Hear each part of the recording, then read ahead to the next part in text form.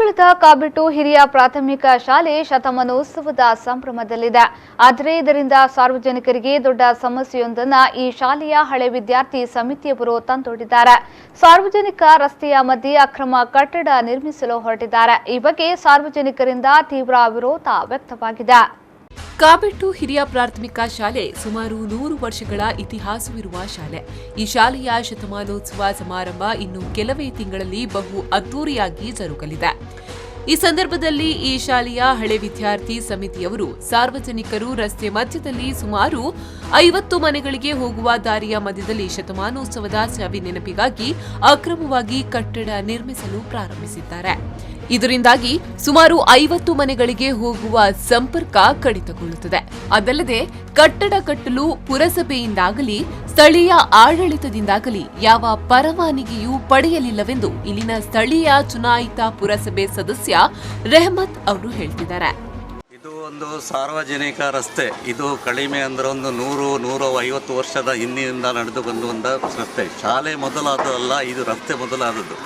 ಈ ರಸ್ತೆಗೆ ಇದರ ಮೊದಲು ಕೂಡ ನಮಗೆ ತೊಂದರೆ ಕೊಡ್ತಾ ಇದ್ದರು. ಆದರೆ ತಮ್ಮ ಒಳಗೆ ಮಾತಾಡಿ ಅದನ್ನು ರಸ್ತೆಯನ್ನು ಸರಿ ಮಾಡಿಸಿಕೊಂಡಿದೆ. ಕೋರ್ಟಿನ ಆರ್ಡರ್ ಕೂಡ ಇದೆ. ಈ ರಸ್ತೆಯನ್ನು ಸರಿ ಸಮಾನವಾಗಿ ಕೊಡಬೇಕು, ಯಾರಿಗೂ ತೊಂದರೆ ಕೊಡಬಾರದು ಹೇಳಿ. ಈಗ ಪುನಃ ನಮಗೆ ಈಗ ಇನ್ನು ಶತಮಾನೋತ್ಸವ ಮಾಡ್ತಾರೆ ಹೇಳಿ ಇಲ್ಲಿ ಒಂದು ನಮಗೆ ರಸ್ತೆಯ ಮಧ್ಯದಲ್ಲಿ ಒಂದು ಕಟ್ಟಡ ಕಟ್ಟಲಿಕ್ಕೆ ಇಲ್ಲಿ ಕಲ್ಲು ಮಣ್ಣು ಎಲ್ಲ ತಂದು ಸ್ಟಾರ್ಟ್ ಮಾಡಿದ್ದಾರೆ. ಇದನ್ನು ಪುರಸಭೆಯರಾಗಲಿ ಸಾರ್ವಜನಿಕರಾಗಲಿ ಯಾರೂ ಇಲ್ಲಿಗೆ ತಡೆ ಹಿಡಿದು ಇದು ಮಾಡಿಕೊಡಬಾರದು ಹೇಳಿ ನನ್ನ ಒಂದು ವಿನಂತಿ. ಈ ಕೆಲಸವನ್ನು ಇಲ್ಲಿ ನಿಲ್ಲಿಸಿ ಸಾರ್ವಜನಿಕರಿಗೆ ಒಂದು ತೊಂದರೆ ಆಗದ ಹಾಗೆ ದಾರಿಯನ್ನು ಮಾಡಿಕೊಡಬೇಕಾಗಲಿ ತಮ್ಮಲ್ಲಿ ನಿಲ್ಲಿಸುತ್ತೇನೆ. ಈ ಕಟ್ಟಡದಿಂದ ಅಪಘಾತವಾಗುವ ಸಾಧ್ಯತೆ ಇದೆ. 1974ರಲ್ಲಿ ಕರ್ನಾಟಕ ಉಚ್ಚ ನ್ಯಾಯಾಲಯವು ಈ ದಾರಿಯನ್ನ ಯಥಾಸ್ಥಿತಿಯಾಗಿ ಕಾಪಾಡಬೇಕು ಎಂಬ ತೀರ್ಪನ್ನ ಕೊಟ್ಟಿದೆ. ಇಷ್ಟೆಲ್ಲ ಗೊತ್ತಿದ್ದು ಕೂಡ ಶತಮಾನೋತ್ಸವ ಸಮಿತಿಯವರು ತಮ್ಮ ಮೊಂಡು ಹಠವನ್ನ ಬಿಡದೆ ಸಾರ್ವಜನಿಕ ರಸ್ತೆಯಲ್ಲಿ ಚೆಲ್ಲಾಟವಾಡ್ತಿದ್ದಾರೆ ಎಂದು ಸ್ಥಳೀಯರು ಆರೋಪಿಸುತ್ತಿದ್ದಾರೆ. ಇಷ್ಟವರೆಗೆ ಸ್ಕೂಲ್ ಮಕ್ಕಳಿಗೆ ಯಾವುದು ತೊಂದರೆ ಆಗಲಿಲ್ಲ. ನಾನು ಅದೇ ಹೇಳೋದು, ಸ್ಕೂಲ್ ಮಕ್ಕಳಿಗೆ ತೊಂದರೆ ಆಗಿದ್ರೆ ಒಂದು ಕಂಪ್ಲೇಂಟ್ ಬೇಕಿತ್ತು. ಇಷ್ಟವರೆಗೆ ಒಂದು ಕಂಪ್ಲೇಂಟ್ ಬಂದಿಲ್ಲ. ಇವರು ಟೀಚರ್ ಅವರು ಒಂದೇ ಹೇಳೋದು, ತೊಂದರೆ ಆಗಿದೆ, ಮಕ್ಕಳಿಗೆ ತೊಂದರೆ ಆಗ್ತದೆ ಅಂತ. ಗೋಡೆ ಕಟ್ಟಿ ನಾವು ಇಷ್ಟು ಒಳ್ಳೆ ಮಾಡ್ತೇವೆ ಅಂತ ಎಲ್ಲರೂ ಒಪ್ಪಿದ್ದೇವೆ. ಕಮಿಟಿಯವರು ಹೇಳಿದ್ದಾರೆ, ಒಪ್ತೇವೆ ಅಂತ ಹೇಳಿದ್ರು. ಫೈನಲ್ ಆಗುವಾಗ ಇವರು ಕಟ್ಟಡ ಕಟ್ತೇನೆ ಅಂತ ಹೇಳ್ತಿದ್ದಾರೆ. ನಮಗೆ ರೋಡ್ ಮಾಡಿ ಕೊಡುದು. ಇದ್ದ ರೋಡ್ ನೋಡಿ, ಅಲ್ಲಿ ಆ ಕಡೆಯಿಂದ ಬರುವುದು ಪ್ಲೇಸ್ ಅದು. ನಮ್ಗೆ ಈ ಕಡೆಯಿಂದ ಮಾತ್ರ ಅಲ್ಲ, ಆ ಕಡೆಯಿಂದ ಬರುವುದು ನೋಡಿ ಕಾಣುದಿಲ್ಲ. ಸ್ವಲ್ಪ ಮಕ್ಕಳು ಬರುವುದು ಯಾವುದು ಸಹ ಕಾಣುದಿಲ್ಲ. ಅದೇ ಹೇಳುದು, ನಮ್ಗೆ ಇದ್ದ ಹಾಗೆ ಯಥಾಸ್ಥಿತಿಯಲ್ಲಿ ಹೇಗುಂಟು ಹಾಗೆ ಮಾಡಿಕೊಳ್ಳಿ, ನಾವು ಬೇರೆ ಎಂತ ಸಹ ಕೇಳುದಿಲ್ಲ.